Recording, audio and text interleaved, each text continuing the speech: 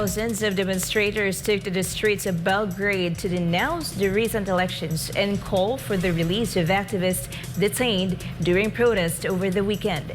Jean Domingo reports.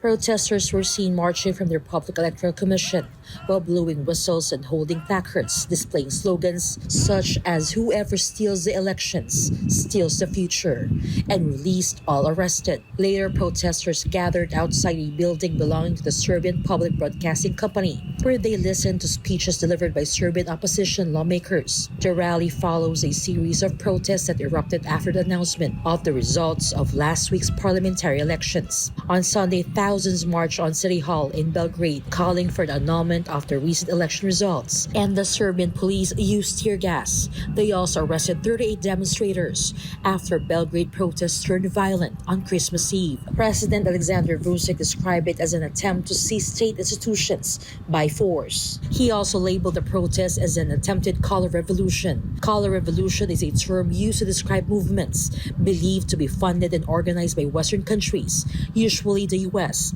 aimed at overthrowing world leaders who were opposed to U.S. interests. Protests have been ongoing across the country after the governing Serbian Progressive Party, or SNS, claimed victory in the parliamentary elections on December 18 with nearly 47% of the vote. Opposition parties accused the government of electoral fraud, while Vučić claimed that the election was fair and said that peace, law, and order will prevail. International observers from the Organization for Security and Cooperation in Europe, the European Union, claimed that the vote was technically well organized, but criticized presidential involvement in the campaign, given Vučić was not up for election, as well as media bias. Reporting, this has been Jean Domingo, SMNA News.